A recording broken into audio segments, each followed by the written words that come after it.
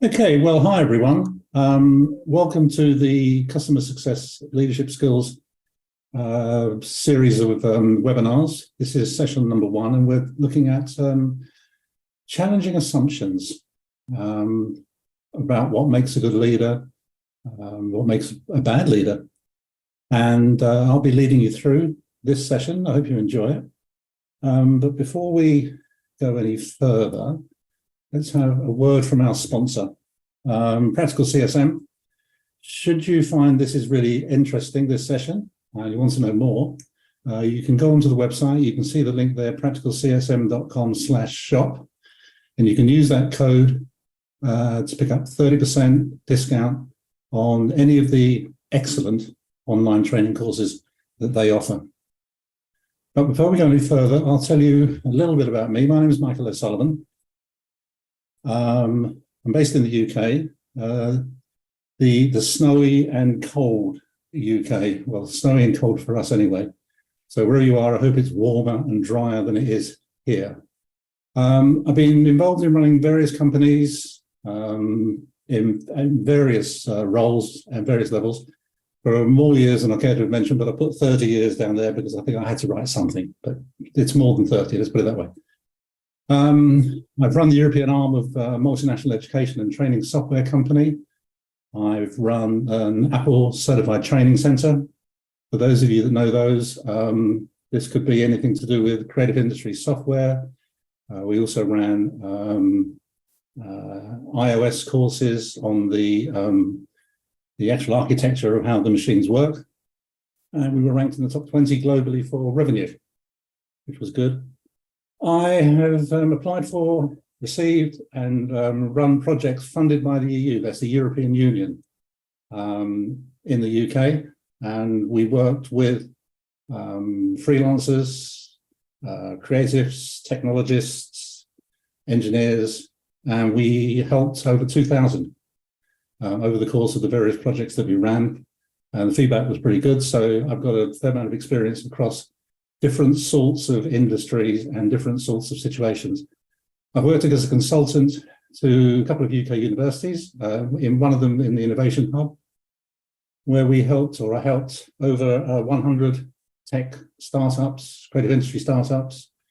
This could be creative industries, could be broadcast technology, it could be sort of related around creative industries, to get their businesses up and running. They knew how to do the creative bit. What they needed help with is with the business part of it, organizing their company, leading the company, managing the company, that sort of thing.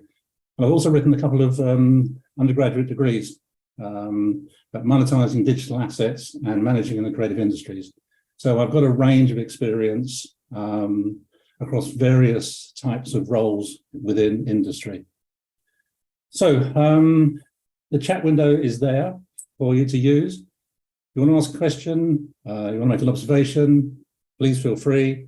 It helps the session, helps everyone in the session. It becomes more interactive. It becomes a richer, more interesting environment. Hopefully I can see some of them or all of them and answer some. If I miss it now, I apologize, but I'll try and answer all that I can. And so your participation does make it a much better event. There's an evaluation at the end of it. And I've put it in the chat room, the evaluation URL. It does appear at the end of the session, but if you can fill it in, it's great, helps us to improve and tells us what you think. So what we'll be looking at is key learning points will be leadership. What is it? Define leadership. Have you thought about what a leader is? A leader is, well, what is he? You know, when you actually come down to think about it, most people have this sort of vague idea, but they've never actually stopped and thought about it. We're going to look at leader versus manager. Is a good leader a good manager? Is a good manager a good leader? Vice versa. Are they separate? Do they not meet together? What are the traits? We're going to look at leaders who are in non-leadership roles, and we're going to look at something called a servant leader, which you may or may not have come across. And we're going to look at something I've called above and below the line, which is what styles and approaches a leader should adopt and what he should avoid, consciously or unconsciously.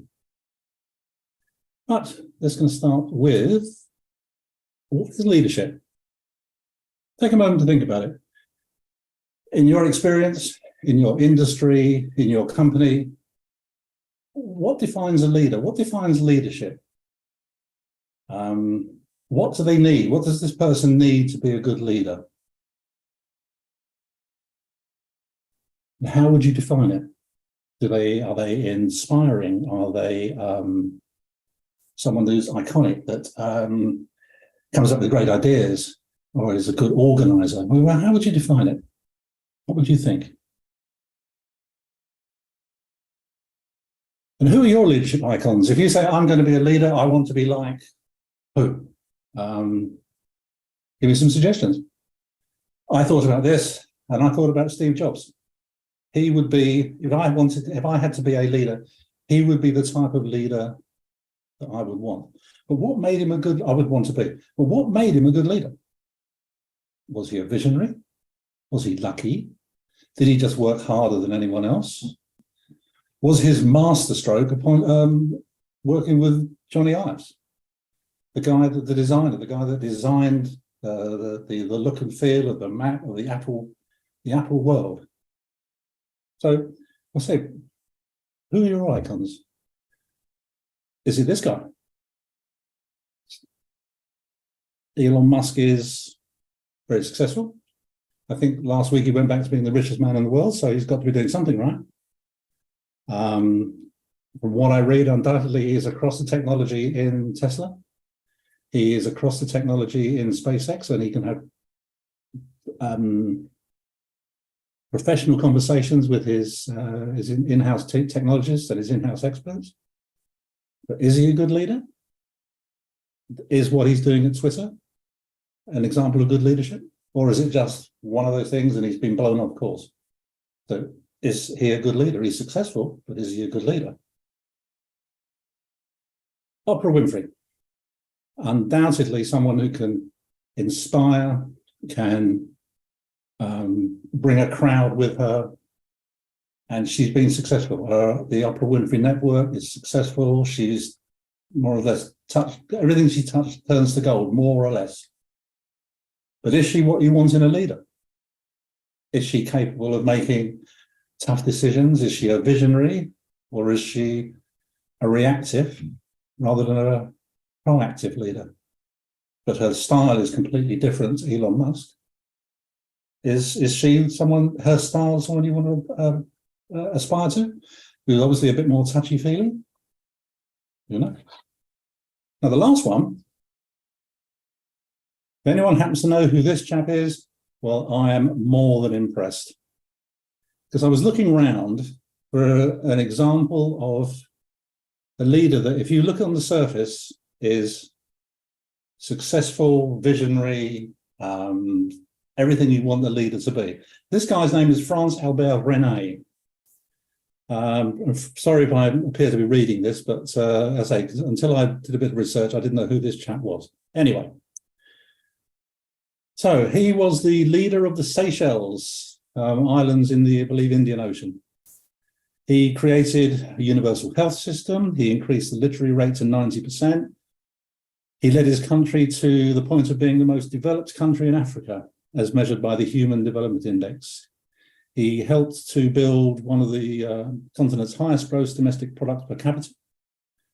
And he funded education, healthcare, and the environment. And critical indicators such as infant mortality, literacy rate, economic well-being, they're amongst the best in the continent. However, in 2018, there was testimony from a commission that was set up in the Seychelles, and they heard testimony from people who'd been tortured, people who'd been murdered, who disappeared or assassinated, detained without trial. It may be that he was completely innocent, maybe. But there was also evidence of financial crimes and looting of the state and of private individuals. But was he a good leader? He was successful, he was effective, but does the damage he caused providing all that good offset it? So being a leader is what I'm saying is it's nuanced. You say, oh, he's a great leader, he's a terrible leader, he's a dictator, he's a benevolent dictator. Well, that's okay then, or is it? As I say, does the way Elon Musk appears to have treated people at Twitter, does that offset his success at Tesla and SpaceX? Very complicated. But as a general thing, leadership can be defined as an ability to inspire, to guide a team towards a common goal.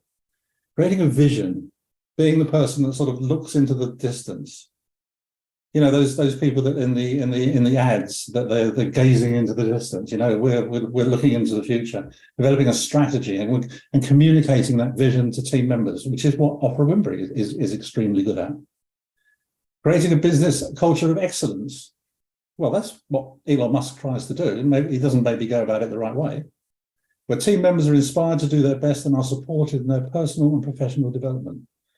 So is leadership about creating that environment, that positive environment? Is that what leaders are supposed to do? But does it change with different jobs? Is being a leader in one job different to being a leader in a different sector, a different industry? So I thought about three. I thought about customer success leaders. What do they need to do? Well, they need the ability to create an organization-wide culture where it's customer-centric. It's the customer that's important. Find out what the customer wants and meet those needs. Don't guess what he wants, because you might be doing something that wastes your time, your money, and the customer isn't interested in. And through that, if you can then become customer-centric, you can drive customer satisfaction and loyalty. So that's one sort of leadership. But an IT leader is slightly different. It's you align with the corporate technology, so that your strategies align with the business objectives, and you drive the transformation within the company to become more efficient, more effective, more responsive. So it's again a similar direction, if you like, but the emphasis is different. And for business development, well, you're looking for growth opportunities and how you drive revenue, finding new channels, new areas of revenue. And it's across the organization. It's not just a particular department. It'll be across, you may have several several sales channels. So again, same sort of idea, but the emphasis changes, the sort of the look and feel, the color changes slightly. But I think one of the key ones of it is don't assume. Have a healthy skepticism, question. It's easy to fall into the trap of making assumptions. It's easy to do, it's lazy. And we make assumptions based on various things, past biases, past experiences, previous knowledge of the situation. Oh, yes, I've seen this before, we did X, Y, and Z, and that made a difference. Okay. But these assumptions could be helpful in some situations. Oh, yes, this is what happened last time. I know what's going to happen here. We're going to do this. But they can also be dangerous because biases, interestingly, there are different types of biases. And you get what they call anchoring, where I know you may have come across these, but I'm just going to run very briefly through them. Where you tend to rely on the first bit of information you get. So when you're making a decision, you get a piece of information and you anchor that in a set, and it takes a lot to drag you away from that. You get what they call loss aversion, where not doing something is preferable to doing something because a loss is twice as powerful. A pain of a loss is twice as powerful as the pleasure of success. It's just the way most people are set up. And you get what they call confirmation bias, where you have this tendency to sort of focus on, and you give greater credence, you hang on to something that confirms your original opinion. And what they call the effect heuristic, that emotion gets in the way. You get very emotional about something. And I'm not saying emotion is a bad thing, because intuition can be a very powerful thing. We go back to Steve Jobs. Why did he appoint Johnny Ive? Well, it was intuition, gut feeling, don't know. So emotion does come into it. You know, you get this emotional connection to something. It's not great, always, but it's not a bad thing, out and out a bad thing. So you get different types of leaders. They can be appointed, they can be elected, they can be selected. They They could be the owner, and the owner could appoint someone. So, this is all interlinked. They hold a position of power or authority. So they lead because they're the boss, they're in charge, they're the senior person in the meeting. And they tend to be accountable. Unless there's certain people I can think of. There was a famous quote, from an American president, a recent American president, who said, if they win, I'm going to take all the credit. And if they lose, he was talking about candidates that he'd endorsed, and if they lose, it's nothing to do with me. So I don't think that qualifies as a great leader, but fine. But mostly leaders are accountable. They're accountable for revenue, for growth, for targets.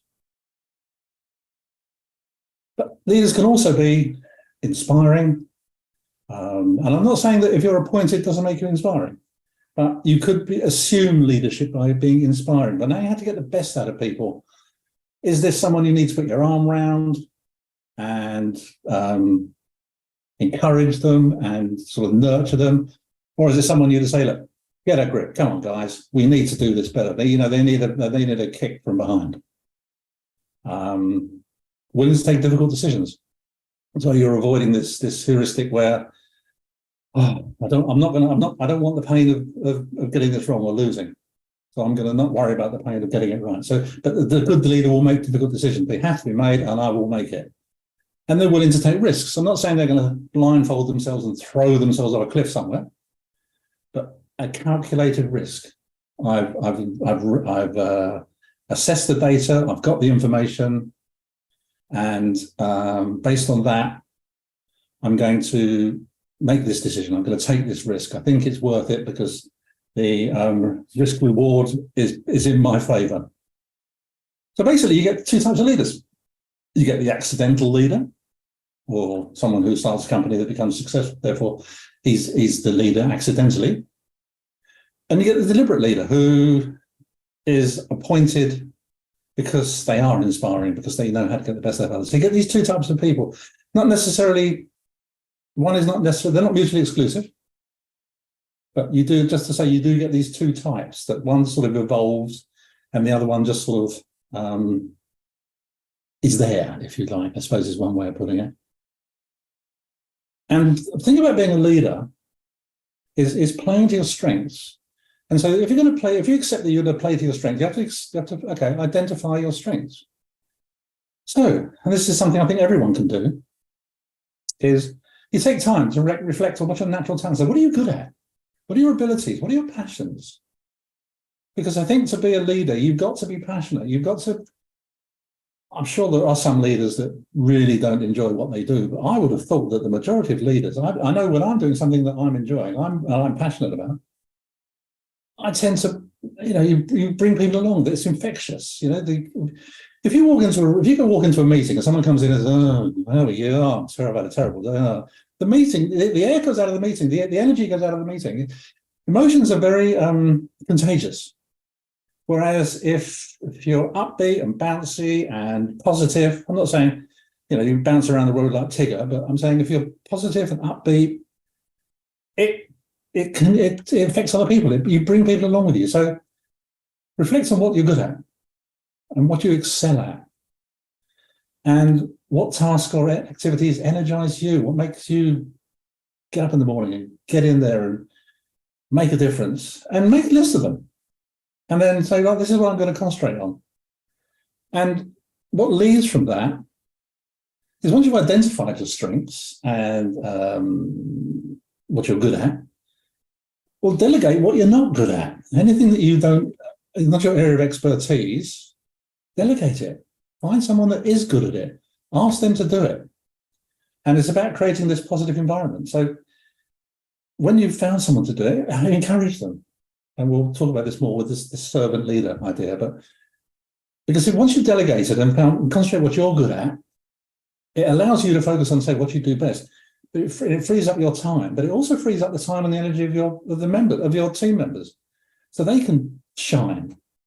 They can be good at what they do, and this positive reinforcement thing comes along, so that people are concentrating on their strengths and what they're good at. And to do that well, build a diverse team. Surround yourself with team members who have complementary strengths and abilities.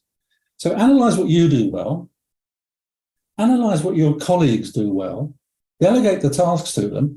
And if you haven't got someone that does that, go and get them. Or trains if you haven't got the budget to recruit. And I accept that. So in startups and next stage growth, fine, you may not have someone that you can, I'll go out and I'll get that employee, I'll go and buy that team member. Train them, find some training, get a freelancer in. Then you can create this sort of well-rounded team, or this more diverse team that has more skills, and you're better equipped to take on challenges, opportunities, and head things off at the pass. Because if someone that's experienced and knows what they're doing, they can see they're more likely to see trouble coming down the road, coming around the corner, sort of thing. And this is, I did an interview session with a guy that ran a company. There's a fairly big company. And I said, what's one of the most difficult things that you find in your company? And he said, getting truthful feedback. Because people tend to want to tell you what they think you want to hear. And that's not what I want to hear. I want to hear what they really think.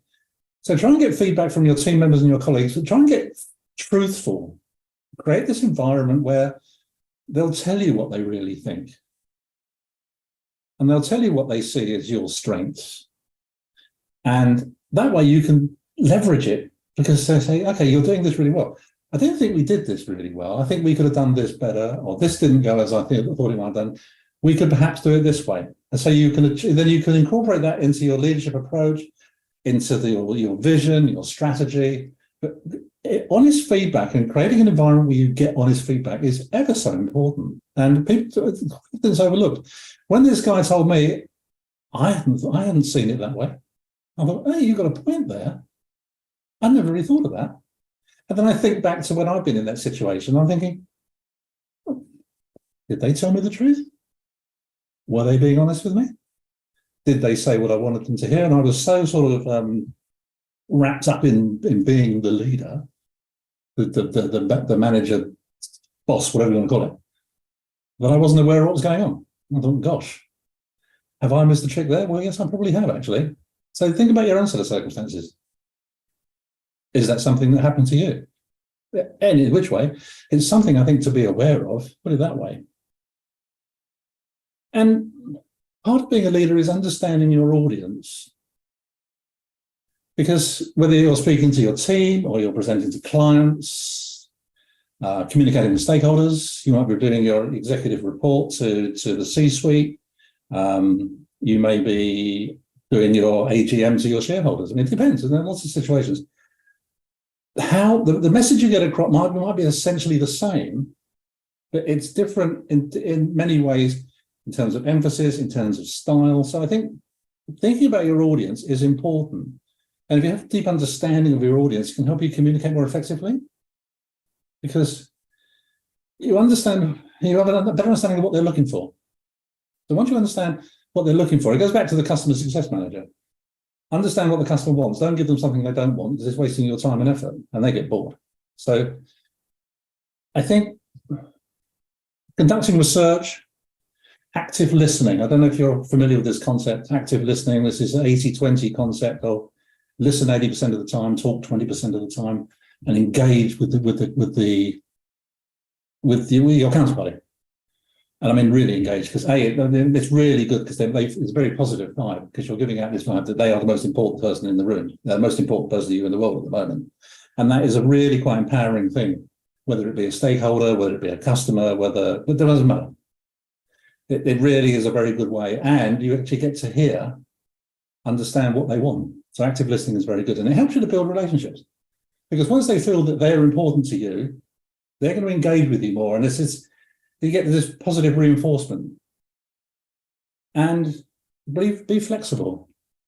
If you're delivering some sort of some sort of talk or seminar or lecture, call it what you will, or a report on a project, or your financial results, Because it worked very well yesterday with one set of people, doesn't necessarily mean it's going to work very well today with another set of people. So be flexible in how you do it.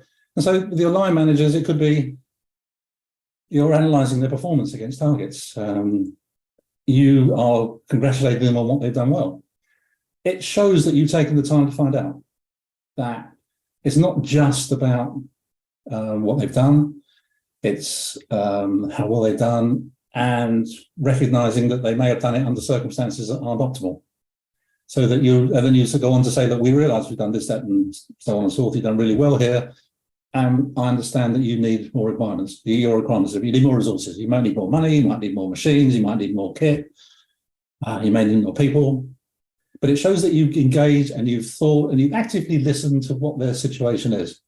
So that's one way of dealing with managers. Your investors, they're interested in different things. They're interested in performance against targets, for sure.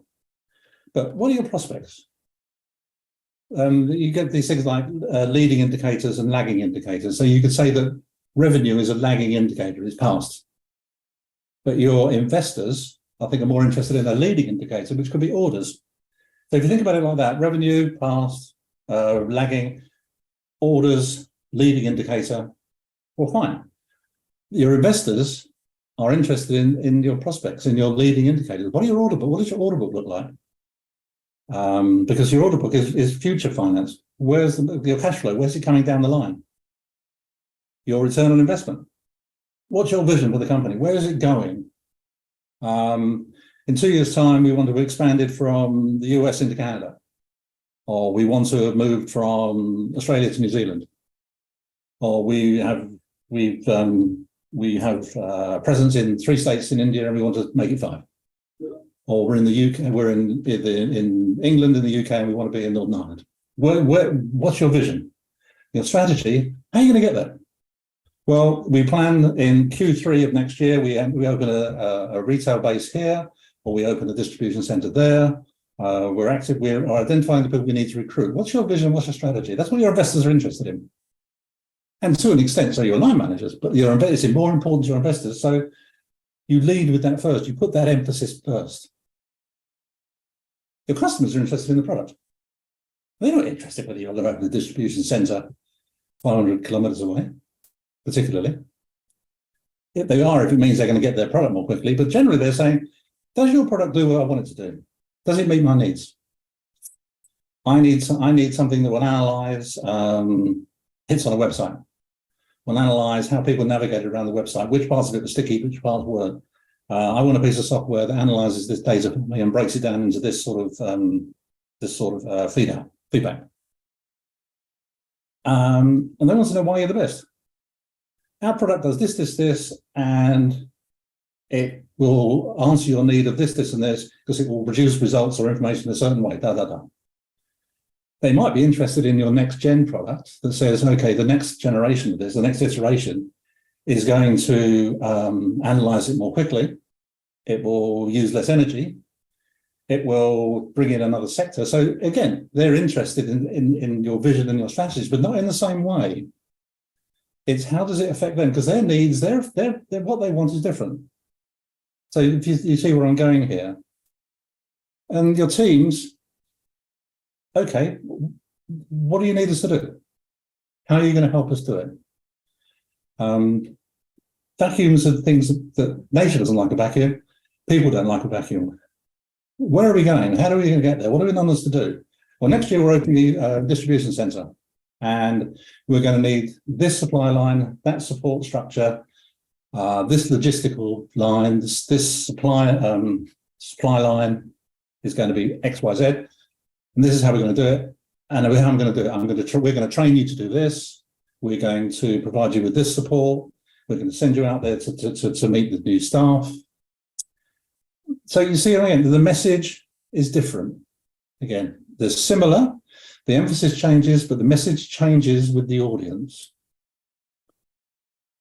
So as I said earlier, leaders and managers, are they mutually exclusive? Or there are obviously elements of both? Because a good leader has to be able to manage, and a manager has to be able to lead his team. So the mix is slightly different. So leaders are visionaries. They set pathways, they drive organizational growth, they look further into the future, they guide the organization where they think it ought to go, where the strategy has been agreed. They facilitate how they're going to get there. They will put the people in place. They will recruit the people to the team that we spoke about, the experts, the expertise that they don't have, the leader doesn't have, they recruit and they will bring it. And they'll take stock of where we are.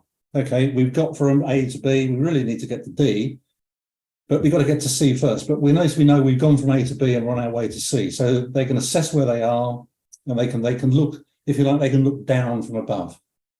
To an extent, they're above the sort of the corporate struggle, if you want to call it that. And one of the things that the leader does is they create a corporate vision. I mean, is this something that you do? Have you thought about this? Take a moment. What would your corporate vision be for your company, for your industry, for your sector? What would it be? What does a corporate vision do? Well, it provides a clear direction. There should be direction. Oh, typo. Sorry. Clang. It provides a clear direction for your organization, builds a sense of purpose, and it can help differentiate your organization from your competitors. Well, I was thinking, okay, corporate vision. What was a good corporate vision? And I thought, well, that wasn't a bad one.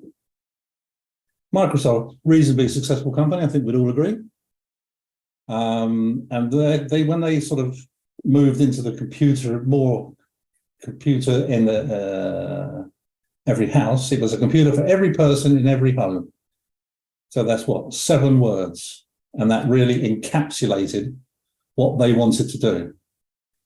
But actually what they were saying was a Microsoft Windows system for every person in every house, a computer for every person in every house. It's a much more common denominator type thing. But you see what they've done? 7 words, and they've got their vision across, their mission statement, call it what you will. I mean, it really was brilliant in its simplicity. But again, leader versus manager. Managers implement. What do they implement? They implement processes, budgets, organizational structure, the teams, staffing issues, logistics. Yes, I need more people here. Can you go and work over there on Tuesday? I need this team to be at this site on Thursday. Oh, and by the way, I'll make sure that you've got a camera crew. Well, I'll make sure you've got the cameras ready. We've got the sound guy there. We've got the lighting guy there. These are what managers do. But they're also leaders, aren't they? Because they want people to do what they're asked, not because they have to. It's because they want to. Yes, this guy is inspiring. He's good at making sure we have the money that we need when we need it. The processes are there. They're good organizers, if you like. But across managers, leaders, whatever your situation is, which audience you're addressing, the traits are pretty common, I think. And they boil down to leaders have got to be able to provide direction and guidance to their teams. They select clear goals and objectives. And they align with the vision statement, the mission statement. So we're all going in broadly the same direction. But they've got to be able to take, as I said, these tough decisions. They take responsibility. They're accountable. Yeah, I'll own this. It went wrong. I don't know if there's some football supporters out there, maybe the odd Man United supporter. Sorry, guys, but I thought I'd mention it. For those that don't know, Man United played their biggest domestic rivals in the UK on Sunday afternoon, and they managed to lose 7-0. And they came out and they said, well, yeah, it was a terrible performance, but yeah, we own it. We understand that. We're accountable for it. And they came out and they fronted up in front of the cameras, the managers, some of the players, and they were accountable. So they were leaders, if you like. They took it on board. They said, no, we're not going to hide away. So they, if you like, direction and guidance, probably not, but they owned it. They took accountability. They took responsibility. And they empower their team. Leaders empower the team to take ownership of the work. Set guidelines. This is what I want you to do. This is what I want it done by. And I'm going to give you feedback on how we're getting there. So I'm not going to turn up in 3 weeks' time and say that after 3 weeks, you didn't do it. after week one, I'm going to come along and say, you're doing fine, guys. Bit behind on this bit, we're ahead on this bit, so gradually we're doing okay. So you're building up this culture of trust and collaboration. You're giving them feedback, honest feedback, and hopefully you're going to get honest feedback back, because they'll say, well, no, this guy's, he's a reasonable bloke. He's a reasonable leader. He's doing what I would expect him to do, is give me feedback. And it's a key part, it's a key element, I think, of giving people ownership, if you like, of their own job, their own task, and making this a positive environment that they feel that they feel confident in what they're doing. They're not afraid to fail. They don't fear that, oh, if this goes wrong, I'm really going to get it in the neck. It's, yeah, it didn't go right. Let's analyze why it went wrong. Yes, fine, someone might be to blame, but we're not going to hang them out to dry here. Let's analyze why it went wrong. I'm going to lead on this. I'm going to take ownership of it. I'm going to be accountable and work out what went wrong, and then we'll change it and do it differently. And leaders inspire their teams. They challenge them to be the best and take them out of their comfort zones. This is about this positive environment again, of being, or not being afraid of failing. I'll say willing to fail. They're not obviously not willing to fail, but they're not afraid to try something new. It's like Edison with the light bulb. I mean, I'm sure you've all heard this story when he said, I didn't fail, I just found 999 ways not to make a light bulb. So he wasn't afraid of failure, because he knew that eventually, he hoped that eventually, he'd find the right way. But you only find the right way by failing the 999 times, and he wasn't afraid to do that. So leaders can get this, communicate across this compelling vision, and it motivates people and encourages people. And they can drive change, because some changes that are complex and involve new ways of working, new ways of thinking. It could be a new workflow. It could be a new piece of technology. It could be a new piece of software. You could be blindsided. You could be Nokia with your phone. For those of you that remember Nokia phones, market leader, doing swimmingly. Thanks a lot. Profits. Tremendous. iPhone. You're sunk, not overnight, but near it makes the odds. 6 months later, who wants a Nokia? I want an iPhone. I want an Apple iPhone. Oh, and then you get the Android spin-offs and so on and so forth. Game changer, absolutely changes. So a good leader will navigate through those complex challenges. Willingness to adapt, take risks, because that's what they did with the iPhone was. It's a risk. Yeah, they've done their market research, but they didn't know it was going to be a success. Yeah, they've done their product testing and so on and so forth. But there's a willingness to take a risk and to recognize, adapt to new circumstances. You inform your stakeholders, you bring them along with you. And the iPhone's a result, not always, obviously, but you know what I mean. And you communicate your clear and compelling vision, not only internally, but externally. You inspire others to buy into it and to work towards achieving it. You get a sense of purpose, you get a sense of meaning. This is where we're going, this is how we're going to get there. And you engage stakeholders in the process. And the stakeholders can be internal stakeholders, it could be your staff, it could be external stakeholders, stakeholders, they could be your shareholders, they could be your investors, your venture capitalists, and they could be your customers. So stakeholders covers a whole range of people. So what do you think? What do you think? Are those the right skills? What would you change? Have I got something right? Have I got it all wrong? Have I got it partly right? I hope I got it partly right. But it changes. It depends on your circumstance, your industry, your company. Is it a startup? Is it a next stage growth company? Is it some sort of industrial giant? They all have their challenges, whether it be raising the seed capital, getting your next stage investor that brings on your next sort of 500,000, 15 million, 50 million, depends where you are, you know. Is it meeting your Q1 returns, your earnings per share? You know, it depends. But so some of these may not be relevant to you. Some of them may be spot on. Others might need tweaking.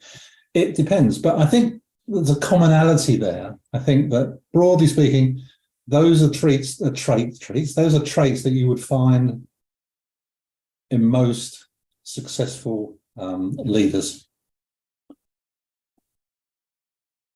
So we talked earlier about a servant leadership model, and it's a leadership style that's been gaining popularity. You may have come across it. It's leading by serving others, by sort of rolling your sleeves up and getting stuck in, helping people to be successful, creating this positive environment, and gaining wins. So in a sense, that they don't work for you, you work for them, because you're creating the positive environment. You're creating the circumstance that others can succeed in. Because if you can create this environment, say if you're the leader at the top of this pyramid, there's one of you as a leader, then you've got your board of directors, your investors, there's a group either side or slightly below you, whatever, depends how you're structured. So if you can create that, if you think about it like this, if you can create a positive environment for the people underneath you, then you've got 10 people working positively and not just you. So you become an enabler for others, if you see, that you create this positive environment for these other people, say there's another 10 people below you, to work in a positive way and a successful way and an effective way that's cost effective, time effective, sales effective, revenue effective, put it what you want. And they do the same thing for the 10 people below them, obviously depending on the size of the company, but you get my point. You see how the multiplier factor works? How this servant leadership model works? That if you're doing whatever's necessary to promote a more productive and effective environment, the multiples work in your favor, because instead of just you whizzing around being jolly positive and getting stuck in and doing what you do, you've got 10 of you, if you like, doing it, or 100 of you. You see where I'm going with this? That it's a very powerful model if you can get it to work. And that's why it's becoming more sort of, it's still top down, but it doesn't appear like top down. So it's a very effective way of running a company, I suppose you'd call it. So something you may have come across, maybe not. Something worth thinking about, I think. Now we move on to what I called above and below the line. It's style. It's your style. It's what's your approaches. What's a good approach? What's a bad approach? It's thinking about what you do. Come out of a meeting. I've come out of meetings and we've been sidetracked. Well, why did they do that? Why did we do this? Yeah, why analysing it, if you like. So, what to adopt? What to do? Well, again, we're going over some old ground, but it's worth, I think, repeating it. That be clear on your role as a leader and what the requirements of that role are. What's your leadership behaviour? What are you projecting? When you go into that meeting, or you meet someone in a corridor, or you meet a client, or you meet an investor, you've got to think of your behaviour, your focus, priorities, your style. How do you conduct yourself? Are you a generally positive person? Are you a realistic person? Do you come across as an honest person? Because that's all, that's all rolled up in the same thing, I think. And as your business changes, hopefully as it grows or changes or morphs into a different style, you change with it. And it's trying to get your advisors, your stakeholders, to treat you as almost as an equal. It's not well, they're the paymasters, you're the client, you're the servant. It's trying to get them to treat you as I say, as a trusted advisor, as someone that is more of an equal to them, who has a valued opinion, that has input that's going to be respected. You've got good working relations with them. They respect you for the way you align the company with market trends or with your vision, their vision, the agreed vision, if you like, and who delivers strategy well. You're good at delivering on what you say you're going to do. You implement things well. And as the team grows and morphs and changes, that you change with them. The way you treat them changes. as they become arguably more senior or more experienced or more successful, the way you treat them changes. I mean, you treat them with respect, obviously, you treat them with honesty, but the way you talk to them, the way you work with them, it changes. It's got to change, because if you try and impose on them when they're being equally successful, it doesn't work, and you'll lose them. And you always lose the people you don't want to lose.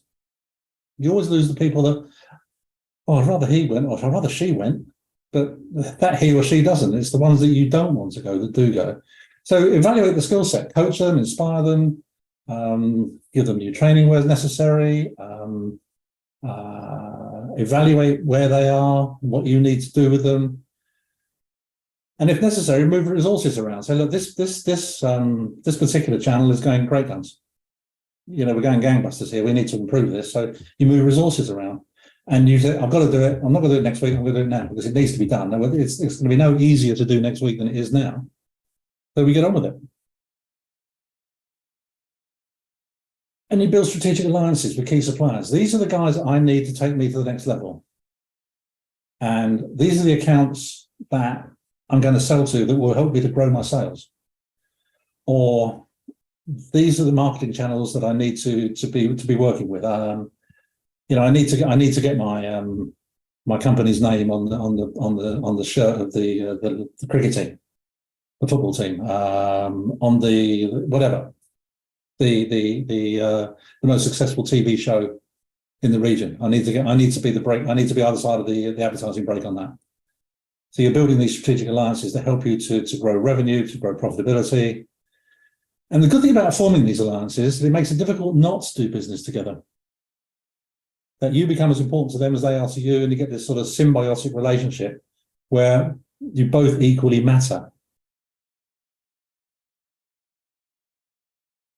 And you get this culture where it becomes, the people become friends. I'm not going to say they're all going to marry each other, but they become friends. They work better together. So they're obviously a team, but it's slightly more than that. And you'll find that the metrics improve exponentially sometimes. That people will make decisions together rather than in silos. And targets get hit, the deadlines get met, staff turnover goes down, and people will work together to, yeah, I'm a team player. Well, everyone will say I'm a team player, but become a team player in the real sense, that you work better together and you get this improvement, this positive improvement. And on the other side is that your role, that you don't change with the role. You don't treat your colleagues, your senior colleagues, as senior colleagues. You're still top-down imposing. You don't take yourself this sort of, I said two levels higher, but it's 2 steps away. You know, I've got to start acting like the leader, the boss of a company that is twice as big as we are, because that's where I wanted to get to. So I've got to not drag it, but lead it there, if you see what I mean. And you get distracted by little things. Oh, yes, I know that the S has fallen off the sign outside. We'll get that sorted out. And you spend half a day getting that sorted out instead of saying to the maintenance guy, look, can you please get that sorted out? It doesn't look good. Please get it sorted out. And 2 days later, it's done. So you delegate, you don't get involved in that sort of thing because it's not high return, it's not strategic, and you're not thinking about the vision and moving it forward. And you don't delegate, you make sure the S gets changed outside yourself. You don't delegate it to someone else. And you don't find time finding a mentor. To mentor your successor. You need a succession plan. You need a number 2, or you need someone that can step into your shoes if you get hit by a bus or whatever. So you need to have some form of succession planning in mind. You'll find that your stakeholders, they treat you like a subject matter expert. They don't treat you like an equal. They don't involve you in the decisions. The investors don't take you seriously. Your strategic accounts don't ally with you. You're not integrated in the process, the decision-making process. You're there, but you're not as involved as perhaps you should be. The team doesn't work as a team; they work independently. They fight their own turf, they fight their own battles. They'll sort things out individually. They won't work as a team, and things take longer. They cost more. They don't get done, and you get this sort of cats approach, if you like. You're trying to herd cats. It's impossible. So people are all wandering off in different directions. Don't see the bigger vision, and it's negative. And people are reactive. They don't pull together, and you find all the accounts are treated the same, whether they're, and I'm not saying you shouldn't be respectful to all accounts that you have. They're all valuable. Their money is as good as anyone else's. But you should prioritize the strategic accounts. People don't get involved. They throw more good money after bad sunk costs. They just, oh, it doesn't matter. Sales and marketing, they just chase anything, regardless of whether they like to win. They don't stop and analyze. We like to win this. We're not going to win this. We'll keep on going. Your win rates drop below 50%. You don't have these strategic alliances, you don't have these master agreements, you don't have key suppliers both ways round, whether you're supplying to them, you don't get that. And people start blaming each other. They're all, oh, it was a company across the road that did this. We could have done that better. And you get this imposing from before. So if your role's got to change the way you treat people. If you don't, because you don't have this collegiate approach, you don't see the problems on the horizon. Mistakes start to happen, losses start going up. You haven't done any successful planning. You get people coming in from outside instead of promoting internally, and it's just it's a negative environment. It's not positive. It's just not very. It's not just a very nice place to be. I mean, I'm sure you've all been in that situation. I certainly have. And it's just not a very nice place to be.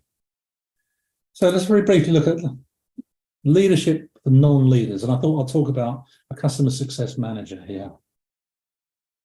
Because they're not in charge, but they're very integral to a successful company, to a successful product, to revenue. They're a core in revenue protection, generation.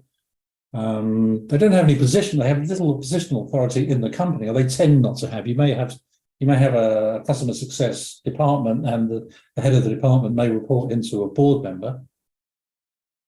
They're seen as advisors. They're not seen as decision makers. They probably don't work for the company where they're working with the decision makers, if you like. They're working with a project manager from another company. So you've sold this software product, and the CSM is helping them to adopt, onboard, integrate, and make money. So they don't even work for the company that they're helping to manage, if you see what I mean. They're making money for their own company. So what they need to do is they need to rely on influence and negotiations. They don't have any authority in the sense that we'd recognize authority. You see what I mean?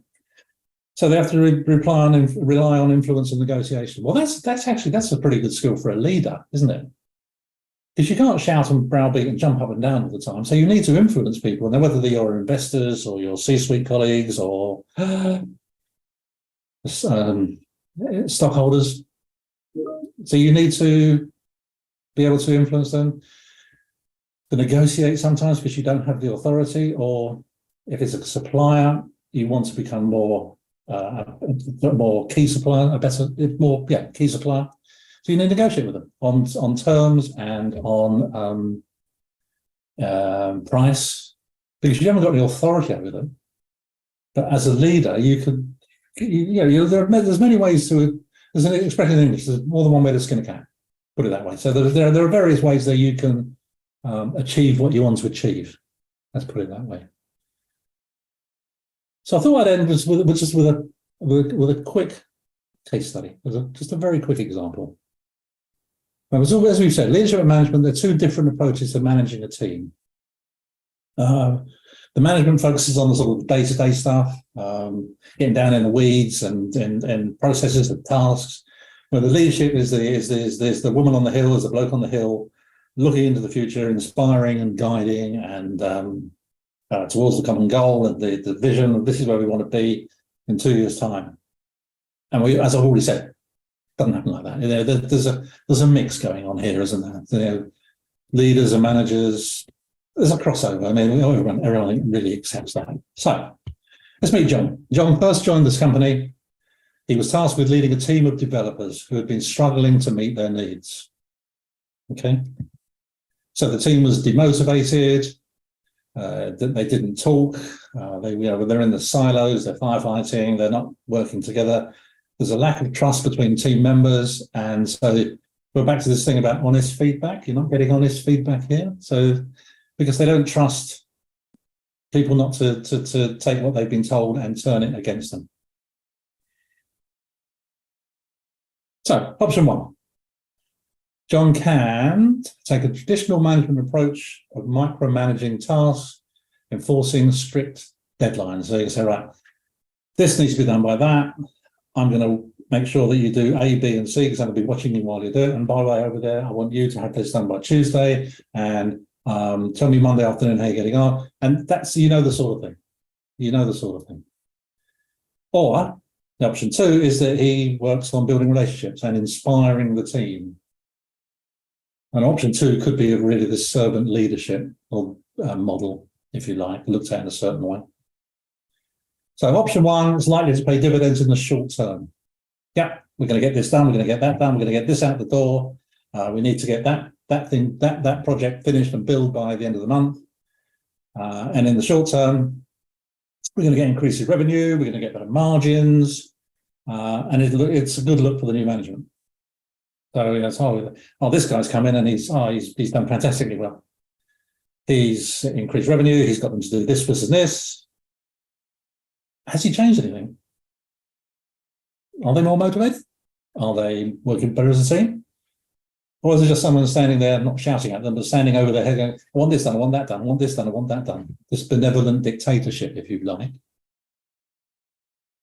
Or option two, it's a longer term. He's unlikely to turn things around by the end of the month or by the end of the quarter. But is it ultimately better for the company?